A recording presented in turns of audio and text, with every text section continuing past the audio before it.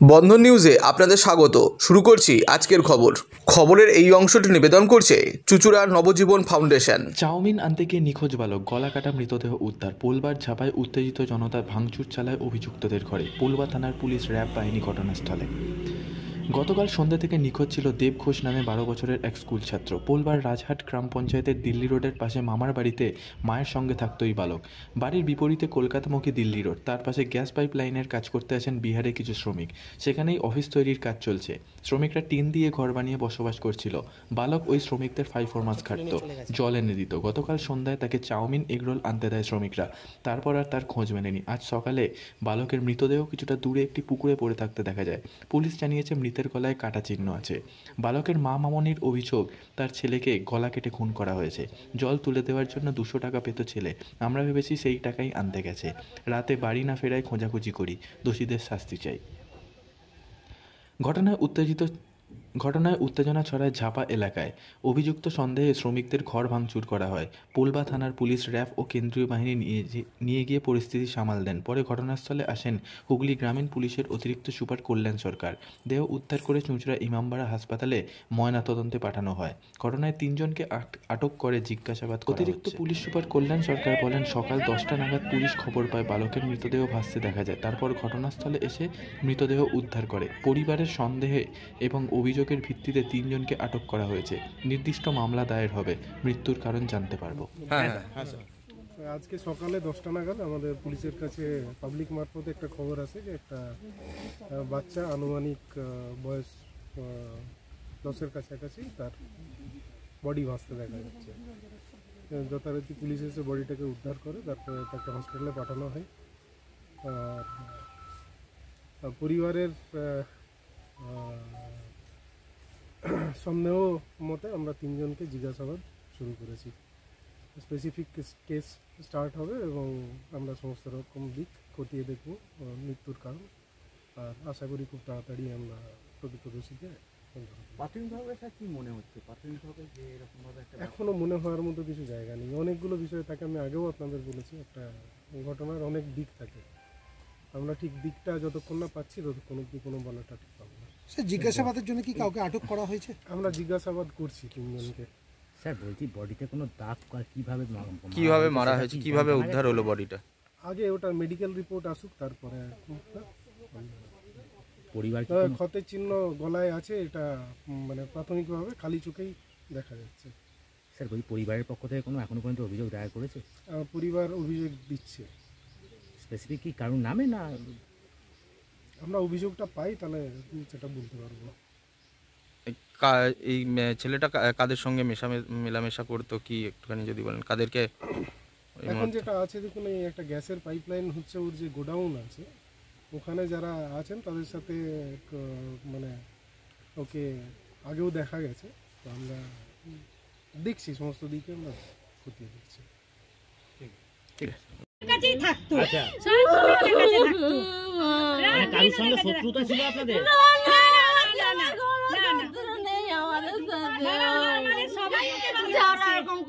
আমি চাই যেন ওদেরকে ফাঁসি দিয়ে আমার ওইটুকু ছেলেকে মেরে ফেলেছে। আমি দেখতে চাই যেন ওদেরকে ফাঁসি দেওয়া হোক। স্কুলে পড়াশোনা করে? 6-এ পড়তো, 6-এ এবারে ভর্তি করলাম আমি আমার ছেলেকে। কোন স্কুলে? হাই স্কুলে। রাজহাটে না, আদি সত্যিগ্রামে হাই স্কুল। ছেলের নাম কি? দিবাকর দেব ঘোষ। দেব ঘোষ। আপনার নাম কি? মামুনি ঘোষ। ওখানে কি করতে গিয়েছিল? ওই ছেলেগুলো নিয়ে গেছে, কোল্ড স্টোরের ছেলেগুলো। আমার ছেলেকে নিয়ে গ্যাসের কাজ হচ্ছে ওইখানকার ছেলে? হ্যাঁ, ওই ছেলেগুলো। ওখানে কি রোজই যেত? রোজই যেত না, সকালবেলায় জল তুলে দিয়েছিল, দিয়ে 200 টাকা মনে হয় পেতো, দিয়ে ওরা মনে হয় বাড়ি চলে যেত। বলছিল আমার ছেলে আমাকে যে মা আমি পয়সা পাই, বললো বাড়ি চলে যাবে, মনে হয় পয়সাই আনতে গেছিল। কিছু পয়সা দিত ওকে? 200 টাকা পেতো, জল তুলে দিয়েছিল। আর আমার ছেলেকে নিয়ে গিয়ে মেরে ফেলেছে। রোজই যেত সকালবেলা, গিয়ে জল তুলে দিয়ে আসতো? 2 দিন গেছিল, 2 দিন। কি অবস্থায় দেখতে পেলেন আপনার ছেলে? গলা কাটা আছে, নলি কেটে দিয়েছে। ও কি রাত্রিরে কালকে কখন বেরিয়েছিল? বাবা 7টার সময় আমার ছেলে চাউমিন আনতে গেল দোকানে।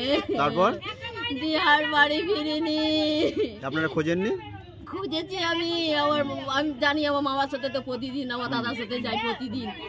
গিয়ে ওই মগরাই ঘুরতে যায় টোটো করে, রোজই নিয়ে যেত। ড্যামেজ হয়তো মামার সাথে গেছে হয়তো।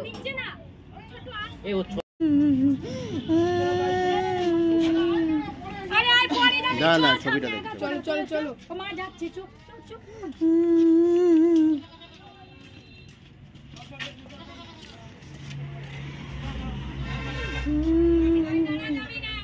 ওর বাবার নাম কি? রঞ্জিত ঘোষ। কি করে? আমি ওর স্বামীর কাছে থাকি না, স্বামী কাজকর্ম করে না বলে আমি বাপের বাড়ি থাকি। এটা বাপের বাড়ি? 3টে ছেলে মেয়েকে নিয়ে আমি আমার নিজের মতন। কি নাম এই জায়গাটা? এটা ঝাপা। এটা কি তোমার বড় ছেলে? না, এটা ছোট ছেলে। আর কি পুরো বড়টাকে বাইরে বদমাইশ করতে বলে বাইরে পাঠিয়ে দিয়েছে আমি। আর মেয়ে আছে? মেয়ে এই যে আমার মেয়ে ওখানে গেছে। এদেরকেও বলেছি এই কল থেকে এই এত বড় দাম 200-100 টাকা দেবে বলে এদেরকে দিয়ে জল তোলা তো বাচ্চাটাকে দিয়ে এদেরকে আমি বললাম তোমাদের বিবেক নেই, ওইটুকু ছেলেকে দিয়ে তোমরা জল তোলাচ্ছ। আমার বলকে বলেছিল এখানে কি কাজ হতো? এখানে কি কাজ হতো আমরাও জানি না স্যার, কি এখানে তৈরি হচ্ছে আমরাও জানি না। এই হচ্ছে ঘর বাড়ি করেছে আর যত রাজ্যের ছেলেরা এসেছে। কালকে কি হয়েছে? কালকে বিকেল থেকে আমাদের বাচ্চাটা নেই, আমাদের বাচ্চারা সব সময় এখানে থাকে। চাউমিন আর এগ রোল আনতে দিয়েছিল এই ছেলেটাই। ওর মামা এখন বলেছে রাস্তায় ডাকা হয়েছে, আমাদের কাছ থেকে দোকানে গজা খেয়ে গেছে।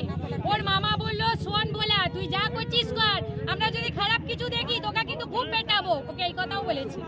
বলতেও বলে না না আমি ওসব কিছু করছি না বলে ও চাউমিন এগ রোল আনতে গেছে সন্ধ্যেবেলা। মামার সাথে দেখা হয়েছে, মামা বলছে এই কাজ চাউমিন এগ রোল নিয়ে যাচ্ছিস? ওর মেজো মামার সঙ্গে দেখা হয়েছে, এই কথা বলেছে। বলতে সে আর বাড়ি পৌঁছায়নি, সেইখান থেকেই সে নিখোঁজ। সে সেখান থেকেই নিখোঁজ আর তাকে আমরা সকালবেলা খবর পেলাম। এরা আমাকে বলছে ভোলা কোথায় গো, 200 টাকা পাবে দেবো। মামা সকালেও ছিল, ওর মামা সকালেও ছিল, ওর মামাই আমায় বলেছে কথাটা। আমি রেশন আনতে যাচ্ছিলাম, ওর মামাই বলেছে কথাটা আমাকে। 200 টাকা ভোলা ওই পুকুরে কোথায়, ওইখানে পুকুরে বসে মাঠের পুকুরে, নিচের পুকুরে। সে ওরা ছেলে নয়, ও মাছ ধরতে যায় কিন্তু মাছ ধরে বাড়ি চলে আসে, পাক না পাক চলে আসে বাড়ি। ওরকম ছেলে নয় ও। আমরা ওকে কি মনে করছেন আপনারা?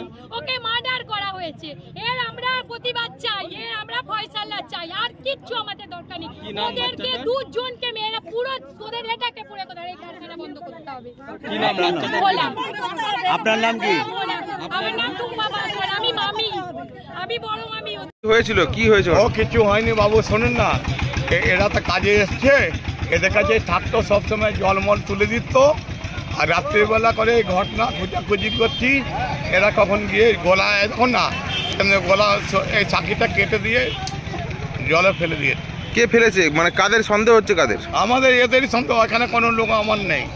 এখানে কোথা থেকে লোক থাকতে? এরা কোথাকার লোক? ওখানে গ্যাস কোম্পানিতে এসছে। আচ্ছা, বাইরের লোক নাকি? হ্যাঁ হ্যাঁ। কত বয়স নাতির? নাতির 12-13 বছর বয়স হবে। নাম কি? ওই ওর ছোট ভোলা কত ভোলা যাদব। ভোলা যাদব? হ্যাঁ হ্যাঁ।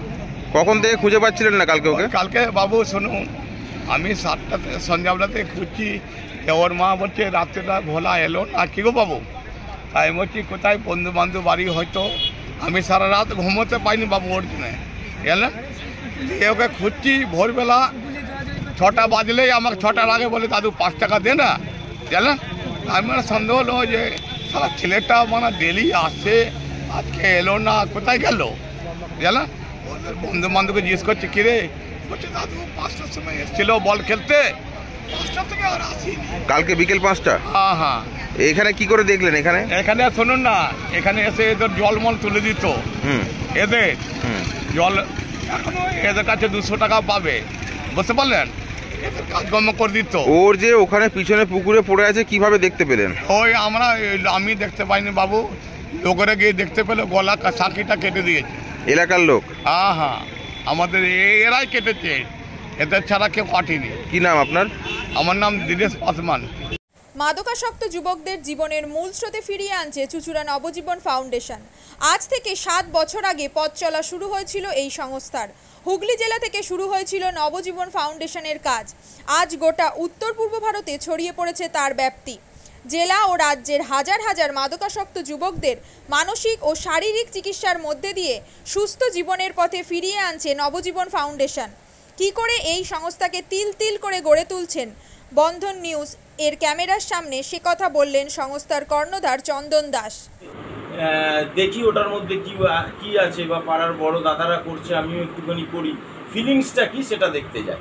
এবং একটা সার্টেন টাইমের পর কি হয়, সেটা ফ্রিকোয়েন্সিটা তখন অনেক বেশি থাকে, গ্যাপ থাকে যখন শুরু করে, পরবর্তীকালে যখন নির্ভরশীল হয়ে পড়ে সেই একটা সাবস্টেন্সের উপর, তখন সেটা থেকে বেরোনোর জন্য সে নানা রকম চেষ্টা করে, কিন্তু তার ওয়ে আউটটা জানা নেই যে কোন রাস্তা দিয়ে গেলে নেশা থেকেও বিরত থেকে সুস্থ স্বাভাবিক জীবনযাপন করা যায়।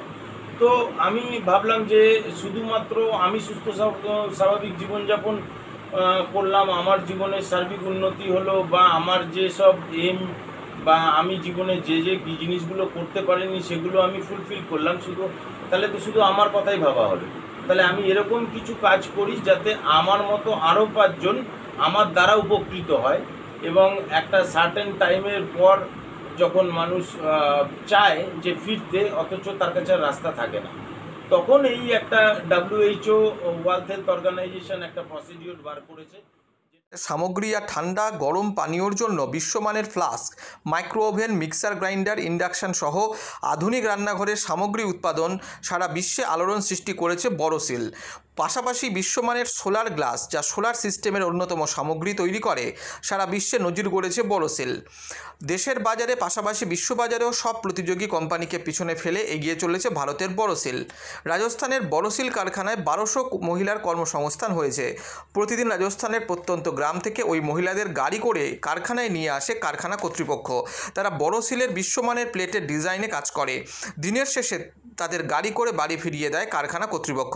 কর্মসংস্থানের এই বেনজির দৃষ্টান্তের জন্য বোরোসিল কোম্পানিকে কুর্নিশ জানায় ভারতবাসী।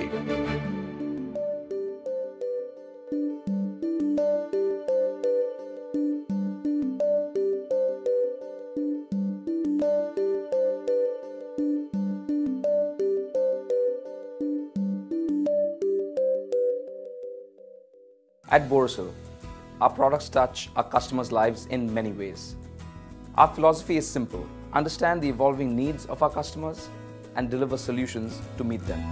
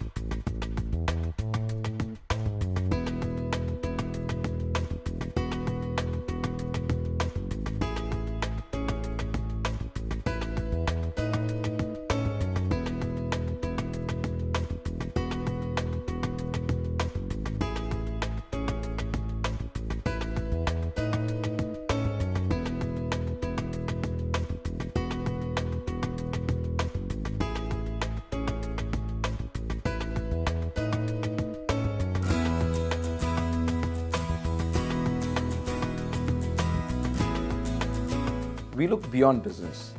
We promote green energy as well as provide healthcare and education for the underprivileged. In fact, this has been our heritage at Borosil.